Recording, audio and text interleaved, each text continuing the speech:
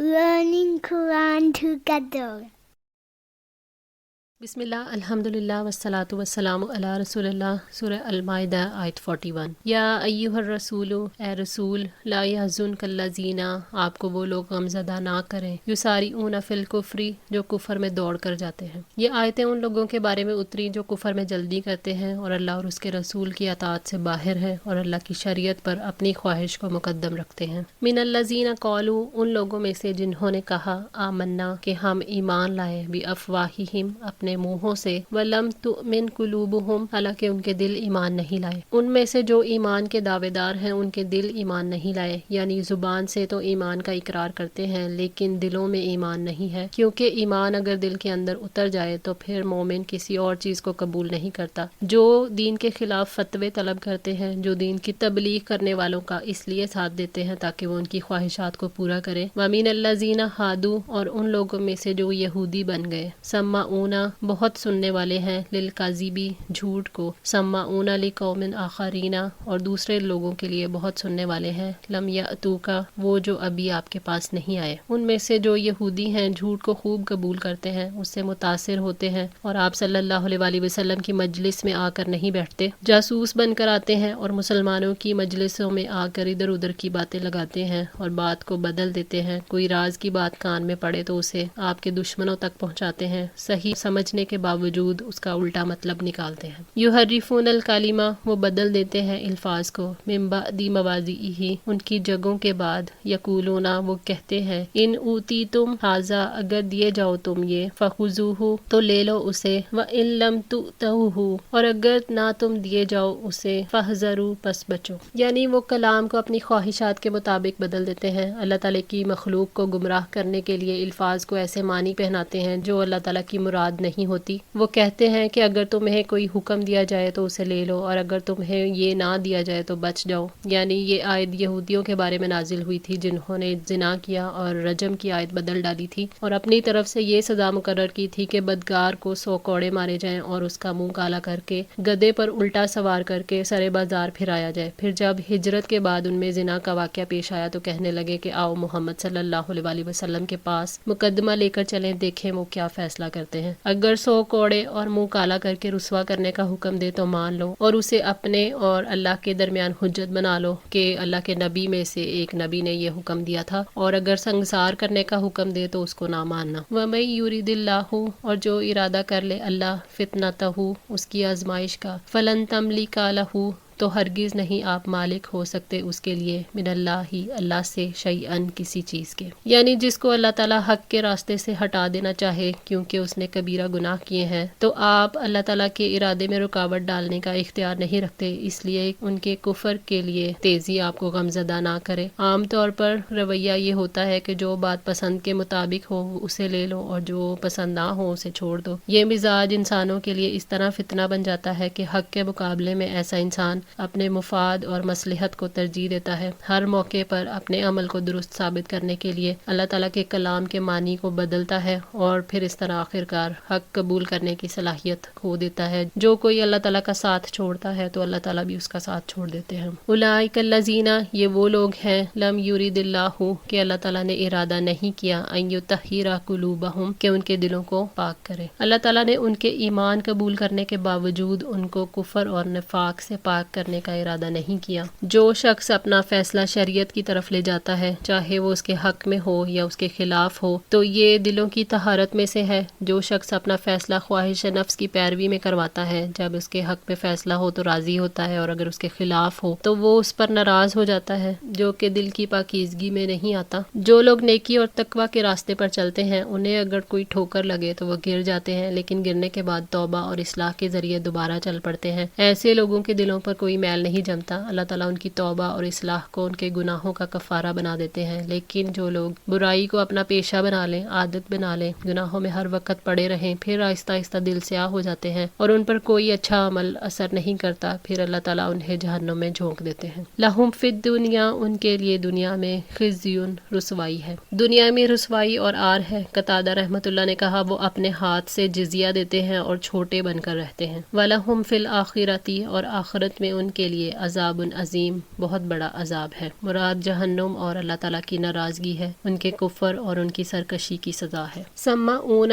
بہت سننے والے ہیں، للکاذبی، جھوٹ کو۔ حمیدی نے اپنی سند میں جابر بن عبداللہ رضی اللہ تعالیٰ عنہ سے روایت نقل کی ہے کہ فدق والوں میں سے ایک شخص نے زنا کیا تو انہوں نے مدینہ کے یہودیوں کے پاس لکھا کہ اس کے متعلق نبی صلی اللہ علیہ وسلم سے پوچھو، اگر آپ کوڑے لگانے کا حکم دیں تو یہ آپ سے لے لو، اور اگر سنگسار کرنے کے بارے میں فرمائے تو اس سے بچو۔ چنانچہ یہودیوں نے آپ سے پوچھا، آپ نے سنگسار کرنے کا حکم دیا، اسی پر آیت کا یہ حصہ نازل ہوا، فَإِن جَاءُوكَ فَاحْكُم بَيْنَهُمْ۔ اور بیہقی نے دلائل میں ابو ہریرہ رضی اللہ تعالیٰ عنہ سے اسی طرح روایت نقل کی ہے۔ جھوٹ کے وہ لوگ بہت عادی ہیں، جھوٹ سنتے ہیں، قبول کرتے ہیں، جھوٹی گواہی اور جھوٹا فیصلہ چاہتے ہیں۔ یہاں سننے سے مراد اطاعت کے لیے سنا ہے، یعنی وہ بے دینی اور کم عقلی کی وجہ سے ہر اس شخص کی دعوت پر لبیک کہتے ہیں جو انہیں جھوٹ کی طرف دعوت دیتا ہے۔ اکلونا، بہت کھانے والے ہیں، للسحتی، حرام کو۔ سحت سے مراد رشوت ہے، رشوت کھانا اور رشوت لے کر غلط مسائل بتانا یہودیوں کا طریقہ تھا، لیکن رشوت کی ایک صورت آج بھی مقبول ہے، دین کو عوام کی پسند کے مطابق بنا کر پیش کرنا تاکہ عوام میں مقبولیت حاصل ہو، عزت ملے اور نذرانے ملتے رہیں۔ سحت کے لفظی معنی مٹانے اور ہلاک کرنے کے بھی ہیں، یعنی حرام مال وہ چیز ہے جو انسان کی تمام نیکیوں کو کھا جاتی ہے، اور اس میں ایسا مال بھی شامل ہے جس کے لینے میں عار ہو، خفیہ طور پر لیا جائے، اس میں رشوت آ جاتی ہے، اور احادیث میں زانیہ کی اجرت، کتے، شراب اور مردار بیچنے کو حرام کہا گیا ہے۔ اسی طرح سود، چوری کا مال اور چوری سے کمایا ہوا مال بھی سحت میں داخل ہے۔ فَإِن جَاءُوكَ، پھر اگر وہ آپ کے پاس آئیں، فَاحْكُم بَيْنَهُمْ، تو آپ ان کے درمیان فیصلہ کر دیں، او اعرض عنہم، یا ان سے اعراض کر لیں۔ اللہ تعالیٰ نے نبی صلی اللہ علیہ وسلم کو حکم دیا کہ آپ کو اس بارے میں اختیار ہے کہ جب آپ کے پاس آئیں تو ان کے درمیان فیصلہ کریں یا اعراض کریں۔ آپ صلی اللہ علیہ وسلم کو اختیار دیا گیا ہے، کیونکہ اگر معلوم ہو جائے کہ وہ اپنے خلاف فیصلے پر راضی نہ ہو تو اس کے بارے میں کوئی فیصلہ کرنا واجب ہے، نہ فتویٰ دینا۔ تاہم اگر وہ آپ کے درمیان فیصلہ کرے تو انصاف کے ساتھ فیصلہ کرنا واجب ہے۔ وَإِن تُعْرِضْ عَنْهُمْ، اور اگر آپ ان سے اعراض کریں، فَلَن يَضُرُّوكَ شَيْئًا، تو وہ آپ کو کچھ بھی نقصان نہیں پہنچا سکیں گے۔ وَإِن حَكَمْتَ، اور اگر آپ فیصلہ کریں، فَاحْكُم بَيْنَهُمْ، تو آپ ان کے درمیان فیصلہ کریں، بالقسط، انصاف کے ساتھ۔ نبی صلی اللہ علیہ وسلم سے کہا گیا کہ اگر آپ ان سے منہ پھیر لیں تو یہ آپ کا کچھ نہیں بگاڑ سکیں گے، اور اگر آپ فیصلہ کریں تو انصاف کریں، لوگ ظالم ہوں یا دشمن، ان کے درمیان انصاف کرنے سے آپ کو کوئی چیز نہ روکے۔ قتادہ رحمۃ اللہ کہتے ہیں کہ اللہ تعالیٰ نے نبی صلی اللہ علیہ وسلم کو رخصت دی ہے۔ ان اللہ یحب، یقیناً اللہ تعالیٰ پسند کرتا ہے، المقسطین، انصاف کرنے والوں کو۔ عدل کے ساتھ فیصلہ کرنا اللہ تعالیٰ کو بے حد پسند ہے۔ عبداللہ بن عمر رضی اللہ تعالیٰ عنہ سے روایت ہے کہ نبی صلی اللہ علیہ وسلم نے ارشاد فرمایا، انصاف کرنے والے رحمان کے دائیں جانب اللہ کے نزدیک نور کے ممبروں پر ہوں گے، اور اللہ تعالیٰ کے دونوں ہاتھ دائیں ہیں۔ یہ وہ لوگ ہوں گے جو اپنی رعایا اور اہل و عیال میں عدل و انصاف کرتے ہوں گے۔ صحیح مسلم 4721۔ وَکیفَ، اور کیسے، یحکمونک، وہ منصف بناتے ہیں آپ کو، وَعندہم التوراۃ، حالانکہ ان کے پاس تورات ہے، فیہا حکم اللہ، جس میں اللہ تعالیٰ کا حکم ہے۔ یہودیوں کی بدنیتی کو اس آیت میں بے نقاب کیا گیا ہے کہ یہ لوگ خود اپنی کتاب کو چھوڑ کر اگر آپ کو حکم بنا رہے ہیں تو در حقیقت اپنی خواہشات کے مطابق فیصلے کروانا چاہتے ہیں۔ انہیں دلچسپی اللہ تعالیٰ کی کتاب سے نہیں بلکہ اپنی خواہشات سے ہے۔ اگر وہ مومن ہوتے تو ایمان کے تقاضے اور اس کے واجبات پورے کرتے اور اللہ تعالیٰ کے حکم سے منہ نہ موڑتے۔ ان کے پاس اللہ تعالیٰ کا حکم تورات میں موجود ہے، اگر وہ ایمان رکھتے تو وہ اس سے منہ نہ موڑتے۔ ثم یتولون، پھر وہ منہ موڑ رہے ہیں، من بعد ذالک، اس کے بعد بھی۔ اس سے مراد یہ ہے کہ ایک طرف آپ صلی اللہ علیہ وسلم کو حکم بناتے ہیں اور دوسری طرف آپ کے حکم سے منہ بھی موڑتے ہیں، آپ کی اطاعت نہیں کرتے یا پھر آپ کی اطاعت پر راضی نہیں ہوتے۔ وما اولئک بالمؤمنین، اور وہ لوگ مومن ہی نہیں ہیں، یعنی تورات اور موسیٰ علیہ السلام پر ایمان لانے والے نہیں ہیں۔ وہ نہ آپ پر ایمان رکھتے ہیں، نہ آپ صلی اللہ علیہ وسلم کے حکم پر، اور نہ تورات کے حکم پر ایمان رکھتے ہیں۔ اگر کوئی ایمان لاتا ہے تو اسے اپنی پوری زندگی میں شریعت کو نافذ کرنا ہوگا، ورنہ وہ ایمان والا نہیں۔ محکوم لوگ بھی اگر شریعت کے نفاذ پر راضی نہیں تو وہ اسلام کے دائرے سے نکل جائیں گے، چاہے وہ زبان سے ایمان کا دعویٰ ہی کیوں نہ کریں۔ انا انزلنا التوراۃ،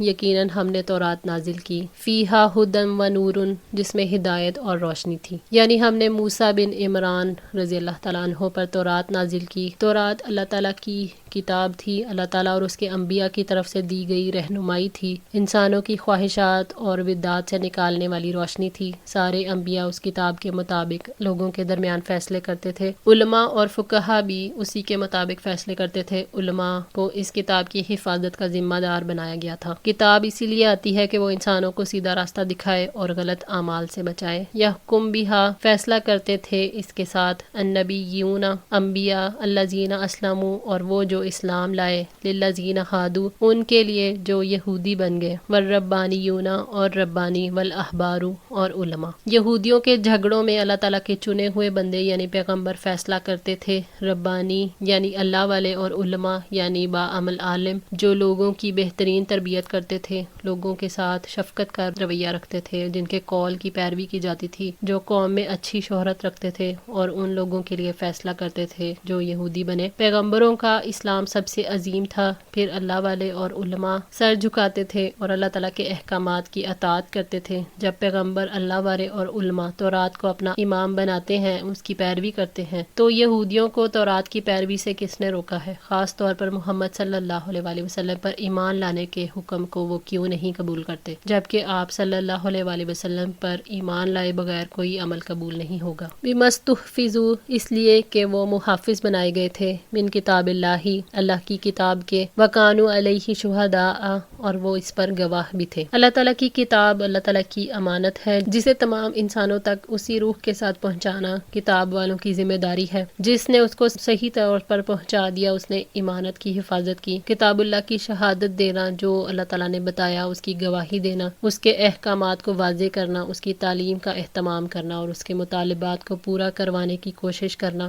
اور اس کے نظام کو نافذ کرنے کی کوشش کرنا ہی دراصل شہادت ہے. وہ اللہ تعالیٰ کی کتاب کے محافظ بنائے گئے تھے اور وہ اس کی خبر گیری پر مقرر تھے، یعنی اس وجہ سے کہ اللہ تعالیٰ نے ان پر اپنی کتاب کی حفاظت کی ذمہ داری ڈالی تھی، ان کو اپنی کتاب کا امین بنایا تھا اور یہ کتاب ان کے پاس امانت تھی اور اس میں کمی بیشی اور چھپانے سے اس کی حفاظت کو اور بے علم لوگوں کو اس کی تعلیم دینے کو ان پر واجب قرار دیا تھا. فلا تخشوا الناس چنانچہ تم لوگوں سے نہ ڈرو، واخشونی اور مجھ سے ڈرو، ولا تشتروا بآیاتی ثمنا قلیلا اور میری آیات کے بدلے تھوڑی قیمت نہ لو. تو وہ صرف اپنے رب سے ڈر رہے، لوگوں کا ڈر اور خوف اسے علم کو قائم کرنے سے نہ روکے، دین کو دنیا پر ترجیح نہ دے. لوگوں کے ڈر کا ذکر اس لیے کیا گیا کیونکہ انسانوں کا خوف انسان کو اللہ تعالیٰ کے دین کی حفاظت اور شریعت کو نافذ کرنے سے روکتا ہے. انسان تعلیم دیتے ہوئے احکامات کو چھپاتا ہے، اس کے مطالبات چھپاتا ہے، اس کے احکامات پڑھتا ہے، سنتا ہے، لیکن عمل سے چھپا لیتا ہے. اللہ تعالیٰ کے علم میں یہ بات تھی کہ اسلامی شریعت کے نفاذ میں یہ رکاوٹ آئے گی کہ جانی اور مالی نقصانات برداشت کرنے ہوں گے، اس لیے فرمایا کہ لوگوں سے نہ ڈرو بلکہ مجھ سے ڈرو. آیات کو بیچنے کی صورت یہ بھی ہے کہ سچ بولنے کی جگہ پر خاموش ہو جانا اور اسے حکمت قرار دینا، اللہ تعالیٰ کے احکامات میں تبدیلی کرنے کو مصلحت قرار دینا، ایسے فتوے جاری کرنا جس میں حق اور باطل ملے ہوئے ہوں. تھوڑی قیمت سے مراد دنیا کے تھوڑے سے مفادات، تھوڑی سی عزت جس کے عوض دین کو بیچا جاتا ہے اور جہنم جانے کا سامان کیا جاتا ہے. وَمَن لَمْ يَحْكُمْ اور جو نہ فیصلہ کرے بِمَا أَنزَلَ اللَّهُ اس کے مطابق جو اللہ تعالیٰ نے نازل کیا، فَأُولَئِكَ هُمُ الْكَافِرُونَ تو وہی لوگ کافر ہیں. بِمَا أَنزَلَ اللَّهُ سے مراد صرف قرآن نہیں بلکہ وہ اسوہ رسول بھی ہے، کیونکہ نبی صلی اللہ علیہ وآلہ وسلم کی اطاعت قرآن کی روح سے لازم ہے. اللہ تعالیٰ نے فرمایا ہے وَمَا آتَاكُمُ الرَّسُولُ فَخُذُوهُ وَمَا نَهَاكُمْ عَنْهُ فَانْتَهُوا. شابی فرماتے ہیں مسلمانوں میں جس نے کتاب کے خلاف فتویٰ دیا وہ کافر ہے، یہودیوں میں دیا ہو تو وہ ظالم ہے اور نصرانیوں میں سے دیا ہو تو وہ فاسق ہے. ابن عباس رضی اللہ تعالیٰ عنہ کا قول ہے جس نے اللہ تعالیٰ کے نازل کردہ حکم کا انکار کیا اس نے کفر کیا، اور جس نے اس کا اقرار کیا اور اس کے ساتھ فیصلہ نہ کیا وہ ظالم اور فاسق ہے. وہ کہتے ہیں جس نے حدود اللہ میں سے کسی چیز کا انکار کیا تو یقیناً اس نے کفر کیا. ابن ابی حاتم. اور جو کوئی اللہ تعالیٰ کے نازل کردہ یعنی قرآن اور سنت کے مطابق فیصلہ نہیں کرتا بلکہ جان بوجھ کر باطل فیصلے کرتا ہے تو ایسے لوگ کافر ہیں. جب کوئی اللہ تعالیٰ کی کتاب کو چھوڑ کر کسی اور قانون کے مطابق فیصلے کرنے کو جائز سمجھتا ہے تو ایسا کرنے والا ملت اسلامیہ سے خارج ہو جاتا ہے. وَكَتَبْنَا عَلَيْهِمْ اور لکھ دیا ہم نے ان پر، فیہا اس میں، ان النفس بالنفس بلا شبہ جان کے بدلے جان. اللہ تعالیٰ نے ان پر فرض قرار دیا تھا کہ کسی کو جان بوجھ کر قتل کرے تو اس کے قصاص میں اسی کو قتل کیا جائے گا۔ حضرت انس رضی اللہ تعالیٰ عنہ کہتے ہیں کہ ایک یہودی نے ایک لڑکی کا سر 2 پتھروں کے درمیان رکھ کر کچل دیا۔ اس سے پوچھا گیا کہ یہ کس نے کیا؟ فلاں نے کیا، فلاں نے کیا، یہاں تک کہ اس یہودی کا نام لیا گیا تو اس نے اپنے سر سے اشارہ کیا کہ ہاں میں نے کیا، تو اس کو پکڑ لیا گیا اور اس نے اقرار جرم کیا۔ تو نبی صلی اللہ علیہ وآلہ وسلم نے حکم دیا تو اس یہودی کا سر بھی 2 پتھروں کے درمیان رکھ کر کچل دیا گیا۔ صحیح بخاری کتاب الدیات۔ تورات میں جو قصاص کے احکام تھے عملی طور پر یہودیوں نے ان کو بھی بدل رکھا تھا۔ مدینہ میں یہودیوں کے 2 بڑے قبیلے تھے، ایک قبیلہ بنو نذیر اور دوسرا بنو قریظہ۔ ان میں آپس میں لڑائی جھگڑے اور وارداتیں ہوتی رہتی تھیں۔ بنی نذیر اپنے آپ کو اشرف اور اعلیٰ سمجھتے تھے۔ جب کوئی شخص بنی نذیر میں سے بنی قریظہ کے کسی شخص کو قتل کر دیتا تو اسے قصاص میں قتل نہیں ہونے دیتے تھے اور اس کی دیت میں 70 وسق کھجوریں دے دیتے تھے، اور جب کوئی شخص بنی قریظہ میں سے بنو نذیر کے کسی شخص کو قتل کر دیتا تھا تو قاتل کو قصاص میں قتل بھی کرتے تھے اور دیت میں 140 وسق کھجوریں بھی لیتے تھے، اور اگر بنو نذیر کی کوئی عورت بنی قریظہ کے ہاتھ سے قتل ہو جاتی تو اس کے عوض بنو قریظہ کے مرد کو قتل کرتے تھے، اور اگر کوئی غلام قتل ہو جاتا تو اس کے بدلے بنو قریظہ کے آزاد مرد کو قتل کرتے تھے۔ اسی طرح کے قانون انہوں نے زخمیوں کے بارے میں بھی بنا رکھے تھے۔ بنو قریظہ کو کم مال دیتے تھے اور خود اس سے دگنا لیتے تھے۔ نبی صلی اللہ علیہ وآلہ وسلم نے فرمایا کہ جان کی دیت 100 اونٹ ہے، سنن نسائی۔ والعین بالعینی، اور آنکھ کے بدلے آنکھ، والانف بالانفی، اور ناک کے بدلے ناک، والاذن بالاذنی، اور کان کے بدلے کان، والسن بالسنی، اور دانت کے بدلے دانت۔ اللہ تعالیٰ نے تورات کے قانون کی خبر دی ہے کہ جان کے بدلے جان اور آنکھ کے بدلے آنکھ اور ناک اور کان کے بدلے وہی ناک اور کان اور دانت کے بدلے دانت لیا جائے گا۔ حضرت انس بن مالک رضی اللہ تعالیٰ عنہ نے بیان کیا کہ ربی نے، جو انس رضی اللہ تعالیٰ عنہ کی پھوپھی تھیں، انصار کی ایک لڑکی کے آگے کے دانت توڑ دیے۔ لڑکی والوں نے قصاص چاہا اور نبی صلی اللہ علیہ وآلہ وسلم کی خدمت میں حاضر ہوئے۔ آپ نے بھی قصاص کا حکم دیا۔ حضرت انس بن مالک کے چچا انس بن نضر نے کہا کہ نہیں، اللہ کی قسم ان کا دانت نہ توڑا جائے گا۔ نبی صلی اللہ علیہ وآلہ وسلم نے فرمایا انس، لیکن کتاب اللہ کا حکم قصاص ہی کا ہے۔ پھر لڑکی والے معافی پر راضی ہو گئے اور دیت لینا منظور کر لیا۔ اس پر نبی صلی اللہ علیہ وآلہ وسلم نے فرمایا کہ اللہ کے بہت سے بندے ایسے ہیں کہ اگر وہ اللہ کا نام لے کر قسم کھا لیں تو اللہ ان کی قسم سچی کر دیتا ہے۔ صحیح بخاری 4611۔ حضرت یعلا کہتے ہیں کہ میں ایک جنگ میں گیا، وہاں ایک شخص نے دوسرے کو دانت سے کاٹا، اس نے زور سے اپنا ہاتھ کھینچا تو کاٹنے والے کا دانت ٹوٹ گیا۔ پھر وہ قصاص کے لیے آپ صلی اللہ علیہ وآلہ وسلم کے پاس آیا تو آپ نے اس کا قصاص باطل قرار دیا اور فرمایا کہ کیا وہ اپنا ہاتھ تیرے منہ میں رہنے دیتا کہ تو اسے یوں چبا جائے جیسے اونٹ چبا ڈالتا ہے۔ صحیح بخاری۔ والجروحہ، اور زخموں کا بھی قصاص بدلہ ہے، یعنی زخموں کی قصاص ہے۔ جو جان بوجھ کر کسی کو زخمی کرتا ہے تو زخموں کا قصاص لیا جائے گا اور اسے حد، مقام، زخم کی لمبائی، چوڑائی اور گہرائی کے مطابق اتنا ہی زخم لگایا جائے گا۔ یہ بھی معلوم ہونا چاہیے کہ ہم سے پہلے کی شریعت کی پیروی ہمارے لیے بھی اس وقت تک لازم ہے جب تک کہ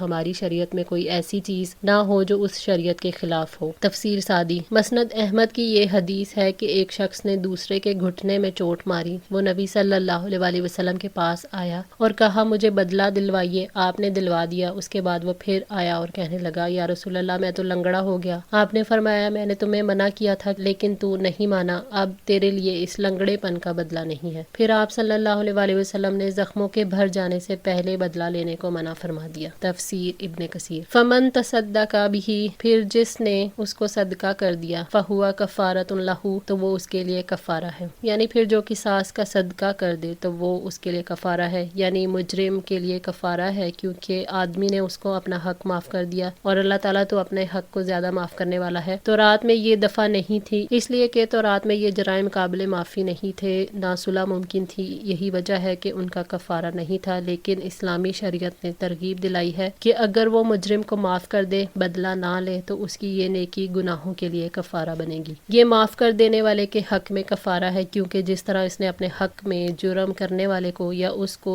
معاف کر دیا جو اس سے متعلق ہے، اس طرح اللہ تعالیٰ اس کے گناہوں کو معاف کر دیتا ہے۔ حدیث میں بھی ہے کہ جس مسلمان کو دوسرے مسلمان سے اذیت پہنچے اور وہ اسے معاف کر دے تو اللہ اس کے بدلے ایک درجہ اس کا بلند کرتا ہے اور ایک گناہ کم کرتا ہے۔ جامع ترمذی۔ اسلامی شریعت نے قصاص کے بارے میں پہلا اصول مساوات کا دیا ہے، یعنی خون سب کا برابر تو سزا بھی سب کی برابر۔ اسلام میں جان کے بدلے جان اور عضو کے بدلے عضو ہے۔ اس حوالے سے کسی علاقے، کسی طبقے، نسل نسب، خون اور کسی قوم میں کوئی فرق نہیں، تمام لوگ قانون کی نظروں میں برابر ہوں گے اور ایک ہی پلیٹ فارم سے انصاف حاصل کریں گے۔ وَمَن لَّمْ يَحْكُمْ، اور جو کوئی فیصلہ نہ کرے، بِمَا أَنزَلَ اللَّهُ، اس کے مطابق جو اللہ نے نازل کیا، فَأُولَٰئِکَ هُمُ الظَّالِمُونَ، تو وہی لوگ ظالم ہیں۔ ظالم اس لیے ہے کہ اللہ تعالیٰ کی شریعت کے بجائے انسانوں کو اپنی شریعت پر چلاتا ہے، اپنے آپ کو ہلاکت میں ڈالتا ہے، کفر کی سزا کا وہ اپنے آپ کو مستحق بناتا ہے، اپنی ذات اور تمام لوگوں کی زندگیوں کو عذاب میں ڈالتا ہے۔ ابن عباس رضی اللہ تعالیٰ عنہ نے فرمایا، اگر اس فعل کو حلال سمجھتے ہوئے کیا جائے تو یہ سب سے بڑا ظلم ہے، اور اگر اس کو حلال نہ سمجھتے ہوئے کیا جائے تو یہ گناہ کبیرہ ہے۔ آج کے لیے اتنا ہی۔ دعا ہے اللہ تعالیٰ ہماری اس کوشش کو قبول فرمائے، ہماری غلطیوں کو، تاہیوں کو معاف فرما کر ہماری اصلاح فرمائے۔ جزاکم اللہ خیر، والسلام علیکم ورحمۃ اللہ وبرکاتہ۔